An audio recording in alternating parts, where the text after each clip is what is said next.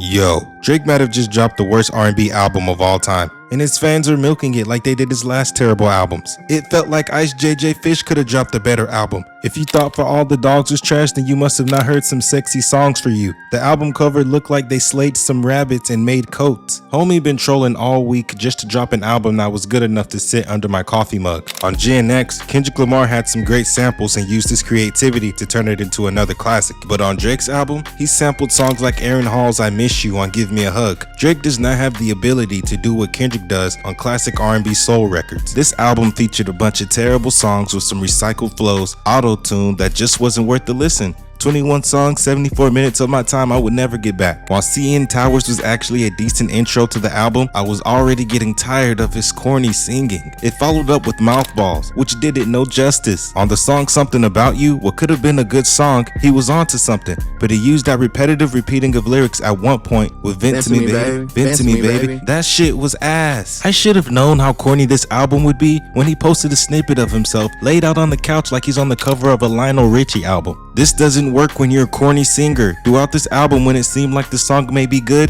it gets worse. Call this nigga the 30 seconds king because that's how long some of these songs are only good for. See, the only time you can talk shit is when you beat Kendrick, Cody. And because it doesn't look like that may not be happening, Drake and his fans are spiraling. Now Academics, who doesn't have good credibility by the way, is trying to push the narrative that Spotify is suppressing Drake's album. When Drake is the face of New Music Friday and the face of Rap Caviar, homie is still getting pushed. This nigga was crying all over this album like his fans saying they could never make me hate you, Drake. Never. Just a bunch of grown-ass men crying. Not to mention, Party Next Door was nothing more than a backup singer. He was better off focusing on his own music than to add backup vocals on a throwaway. The way Drake used you on this album, you should feel disrespected. With songs like Gloria and Luther, you felt something when you listened to those records. This Drake album did nothing, does not captivate an audience, and it seems like it's being more forced upon people by his fans. And now Party is upset that people don't like the album, so he decided to pull a Drake with a post and delete saying, "It's an album to not to sit down and analyze, my guy. Get some bit."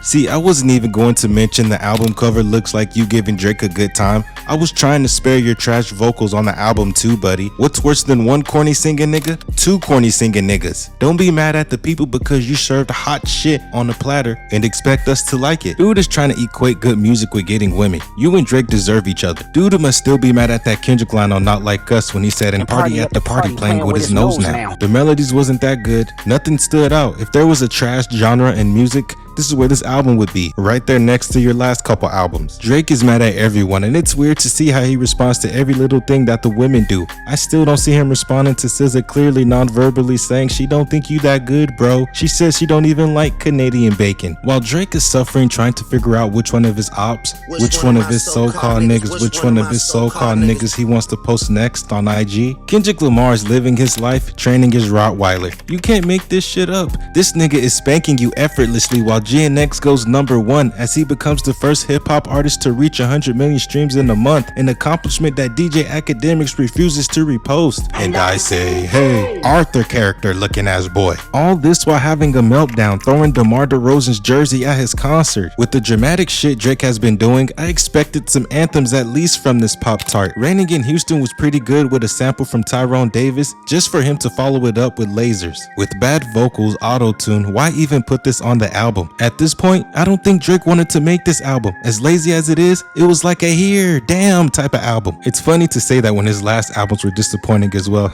Nothing new. He didn't even know what direction he wanted to go in. Homie had an indie song with Die Trying that I'm sure someone would like, but not R&B. Wagwan Delilah ass song. This nigga Drake is hilarious. He tried to be tough, Hispanic, indie, and cry all on the same album, while missing his targets when he disses. What was he thinking when Kendrick Lamar looked directly in the camera and played Not Like Us saying your name at one of the biggest American events? But Drake's conflict would be with Serena, who only danced for a couple of seconds. I can't believe homie saw this performance where Kendrick was basically calling him a bitch and was like, I think I will diss Serena instead. Serena? Yeah. that's what I'll do. It's contradicting. Either you want to get the party lit and it's F the beef, or you can't put it aside. The Emperor has no clothes like Kanye's wife at the Grammys. One of my favorite tracks for about 46 seconds with Small Time Fame, but because it seemed like Drake tried to fill in some blanks with repetitive lyrics, which he's done throughout this whole album, switching it to singing, which seemed lazy to me, ruined the direction I was hoping the song would go into. It felt like he had some writer's block, so he decided to echo the same stuff. His ghostwriters must have been off that day. This album is terrible. I don't believe his fans liked it either. It gives me Cardi B WAP vibes. Drake is using his rants on stage about relationships and feeling angry about betrayal as a cover-up for his own feelings about his beef with Kendrick and the people he thought were his friends. But for Drake to feel like he sings good enough to carry a whole R&B album is just disrespectful. But then again, homie is running around in polar bear boots in Australia on stage at his concerts. If he suffers one more loss, he about to be wearing those boots everywhere like he Kanye. If he still had his long hair with barrettes and fingernail polish, homie would be a Bratz Barbie doll. That's the vibe the song Nakia is giving me. If Drake's music was better, he wouldn't be getting criticized for not evolving as much, because Future's in the same boat, but he doesn't get half of the criticism because him and Metro is out here dropping bangers. This album is whack. If you can see the difference between Kendrick's GNX and the impact it had when it came out, and the impact of Drake's SS for You, you can clearly see